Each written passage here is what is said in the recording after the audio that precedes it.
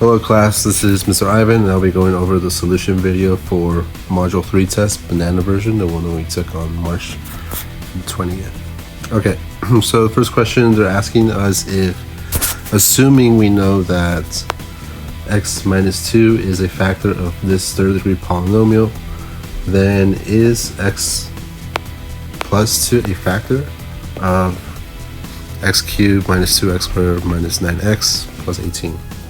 Okay, let's try to figure this out.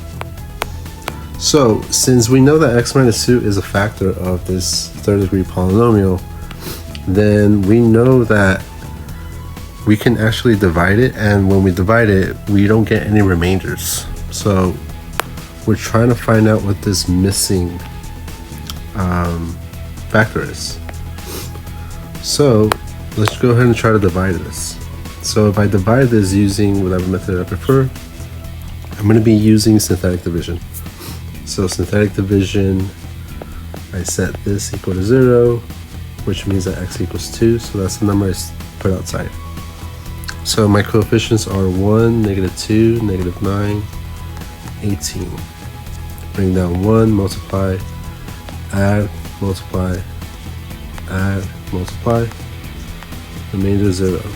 Okay, so how do I figure out what degree this answer is? So since I divided by degree 1 for this degree 3, which means that my answer has to be in degree 2. So I'm going to use coefficient 1, which is, so that means this is an invisible 1 here, and my degree is 2. This next term would have been a 0x, but since the coefficient is 0, I could just ignore it. And this is my answer then. I bring down negative 9. And so when I divide my polynomial degree 3 by x minus 2, this is what I end up getting. So my answer in this case is x minus 2 times x squared minus 9. So this is what I have so far. This polynomial is equal to this right here. So I have my two factors. So at this point I just want to ask myself, can I continue to factor this into even smaller pieces? And the truth is yes, because this right here is a difference of squares. So this is actually the same thing as x minus 2, x minus 3, x plus 3. So these are my three factors. These are all of my factors. I know this because if you multiply the exponents, you end up getting degree 3. And so I just want to compare it with the one that they're asking me. They're asking me whether x plus 2 is a factor. And if you can see, it doesn't belong anywhere from these three. So the answer is no, not a factor. Okay. Next question. Which graph shows a fourth degree polynomial function with exactly two imaginary roots? Okay. So let's break this down into just all of my pieces of information. Let's analyze everything. The graph shows I'm looking for degree, fourth degree. So if it's fourth degree, that automatically means that my degree, the number of turns, is equal to 3. Okay? So I have 3 turns because of my degree is 4. Next thing I want to notice is that they want me to focus my attention on two imaginary roots. So if I already know that my degree is 4, then my end behavior has to be both shooting up, right? Or both shooting down. One or the other. So it's either both up or both down. I have to figure out which one it is. Alright, next thing I notice is that I have two imaginary roots. But since my degree is 4, I know that I have 4 roots. I just don't know which is real, which is imaginary, but they give me a hint right here. 2 imaginary. So if 2 are imaginary, but the total is 4, that means I have 2 real roots. So I have 2 real roots, or in other words, x-intercepts. 2 x-intercepts. Okay, let's look at what we have here. How many of these match this right here? All this piece of information I have 3 turns. This one right here has 3 turns. This one has also 3, 2, 1. So I narrowed it down to either this one or this one. They both have end behavior both shooting up, so that does not really help narrowing it down. But what does help is this right here. I have 2 x-intercepts. Which one only has 2 x-intercepts? It has to be this one right here, because this one has way too many. So this is why my answer is the first one. So number 1 is my answer. Okay. Next question. What is the factor form of x cubed plus 7x squared plus 12x? I have to factor this as much as possible. The first thing that stands out to me is the fact that they all have an x. So if they all have an x, might as well just take out the greatest common factor, which in this case is just x. So if I take out an x, the thing that's left over is x squared plus x, 7x plus 12. Now I want to ask myself, can I continue to factor this? And the truth is, yes, you can. Because I can come up with 2 numbers and multiply, give me 12, add it to 7. In this case, it's just 4 and 3. Both positive. And the one that matches this is the last one. And that's it. Okay, next question. Multiple choice. Factor completely. Okay. So this one was a little bit challenging for some students because it requires you to know the formula. So we went over this in class and we mentioned that when you have a cube plus a cube, you can use the sum of cubes. This requires you to recognize that 27 is a cube and 64 is also a cube. So using this information, I can use the sum of cubes formula, which is what I have right here. If you did not copy this or did not memorize the formula, that would be really challenging. But if you're wondering whether you actually wrote it down correctly, you can always use the acronym, which is same sign, opposite sign, always positive. So let's actually input what A and what B are. So 27x cubed are, I know that 27 is a cube. Is x to the power of 3 also cube? Yes, it is. So I'm going to take this cube root of this entire term. Not just 27, not just x cubed, the whole entire thing. Which happens to be A equals 3x. And B is equal to the cube root of 64, which happens to be 4. So knowing this, I can now input my information. So A is 3x, B is 4. What is A squared? That's 9x squared. What is A times B? That would be 12, so negative 12x. What is B squared? B squared is 4 squared, which is 16. Okay. So now I want to compare the answers that they give me, which in this case, it looks like the answer is C. So hopefully you guys wrote down this in your notes, the sum of cubes formula. Okay. Next up, we have this question.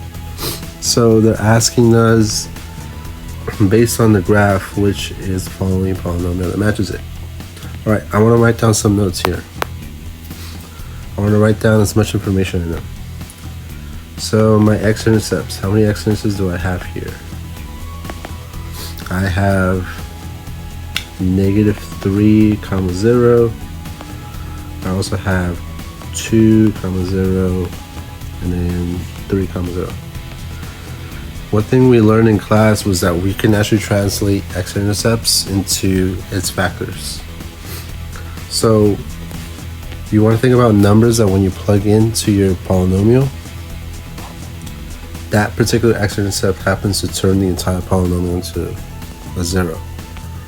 So what do I mean by this? So for example, if I know that -3, for example, is an x-intercept, when I plug it into my function, everything goes to 0. I mentioned that it's kind of like a bomb. It explodes everything and it turns everything into 0. So I know that my function, they call it p of x, has to have a factor of x plus 3, because when I plug in -3, it turns into 0. Okay, I want to repeat the same logic for the rest of my x-intercepts. So now I have x plus 3, x minus 2, and x minus 3. These are all my x-intercepts. And I also want to take note of my coefficients. My leading coefficient is positive.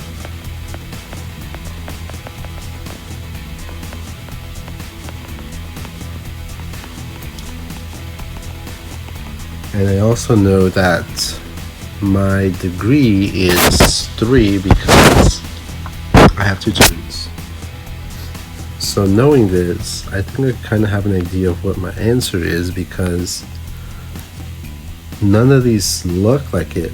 But if we do a little bit of reviewing, if you guys remember the difference of cubes formula, this right here is a sum, this is a difference. So if we work backwards using the difference of cubes formula, we can recognize that this is actually x squared minus 9. This part right here and this part, when you multiply them, give you this right here. And therefore my answer happens to be the first one. So this is my answer. Okay, let's move on to the next question in the back. Alright, next question we have, they're asking us what potential imaginary zeros are for this following polynomial. In class, we use a chart to kind of help us keep track of the sign changes and the real zeros, imaginary zeros. Okay, so when we look at the original function and we keep track of the sign changes, that gives us the potential positive zeros. So in this case, the potential positive zeros are 1 and 1 because we ignore the 0 case. What about when we plug in a negative x? So when we plug in a negative x, this sign changes because of the fact that my exponent is odd. This one stays the same because my exponent is even. This one changes, bring down -10. So I want to keep track of my sign changes. So I want to keep note that this is one sign change and this is another sign change. So because I have 2 sign changes when I put in negative x, this means I have 2 and 0 as my potential negative zeros. So now I'm trying to figure out the imaginaries. So everything has to add up to my degree. In this case, my degree is 3. So I'm trying to figure out, is it this case or this case? That's what I'm trying to figure out. How many imaginaries do I actually have? So imaginaries in this case would have to be 0 for the first case because they have to add up to 3. In this case, this one has to be 2. So which case is it? Luckily, you don't actually have to figure out which one it is, because all they're trying to figure out is what are your potential imaginaries. In this case, it's either 0 or 2. So this is why the answer is 0 or 2 imaginary zeros. Okay, let's move on to the next one. Use synthetic substitution to find f of x. For this question, all you have to do is just plug in 4 into your function. So your answer is just plugging in 4 into your function. And if you do everything right, replacing x for 4, you should end up getting 6 as your answer. And that's it. Just plug in 4. Next question. Identify the zeros out of x to the power 4. 4 minus 3x squared minus 10. So for this one, there's a number of ways you could have done this. The key takeaway is that you need to factor this somehow. Then you set each factor equal to 0. So the thing that pops up into my head is probably U-sub or chunking method.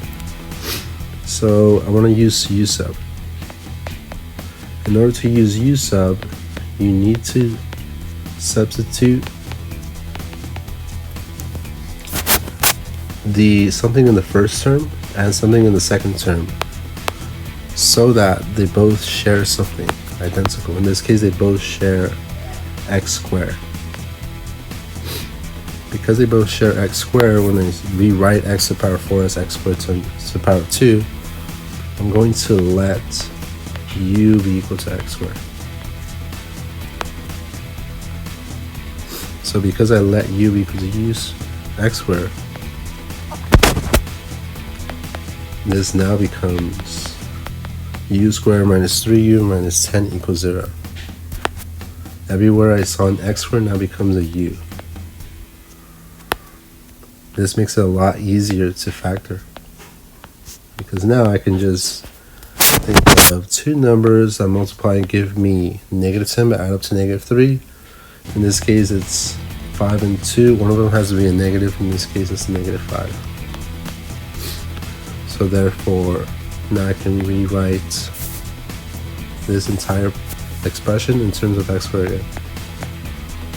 So x squared minus 5, x squared plus 2 equals 0. Set each factor equal to 0. And then just solve for x.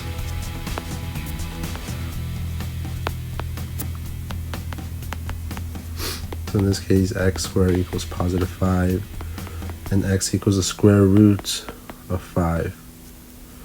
And x squared equals -2, so x equals plus or minus I rad 2. Okay, so these are my 4 answers. Technically you have 4, 2 here, and then 2 here. So those are my entire roots. I have 4 imaginary.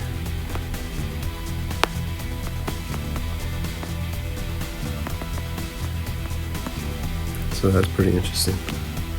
Okay, let's move on to the next question. The last one. Sketch the graph of third-degree polynomial function with factors x minus 4 and x plus 2 plus 3 to the power 2. Okay, so I'm going to write down some notes. I know that my degree has to be 1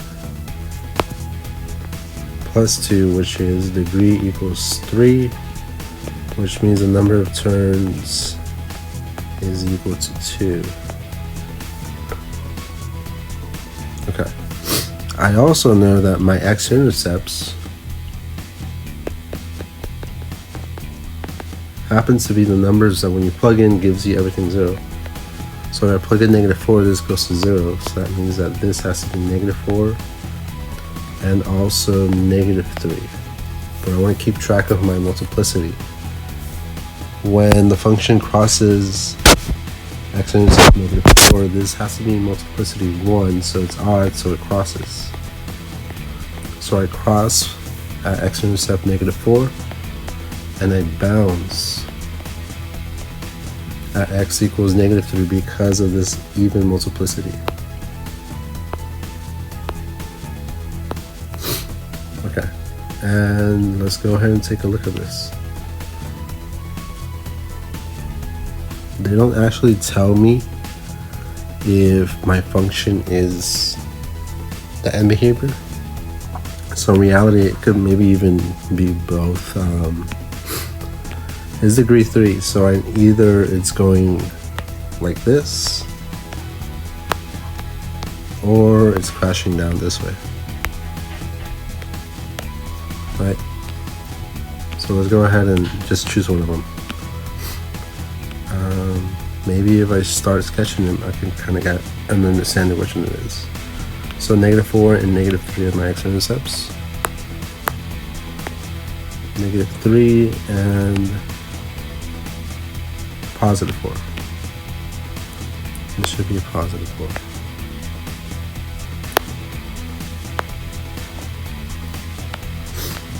So this is +4. Okay. And I cross, and I have 2 terms. And I have degree 3. So if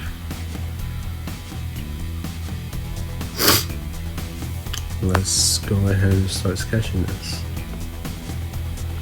If I cross, let's say I bounce a -3 this way, and then I cross like that. I have successfully have 2 turns. I bounce that -3 and I cross that +4, and my degree is definitely 3. And it turns out that I think I sketched it. It's possible I could have probably done maybe bounce here and then cross like this. That's also a possibility. And I think that's pretty much it. Alright, hopefully this video was helpful for you guys, and I'll see you guys in class. Let's grade some work. No work, no score. They showed their work a plus.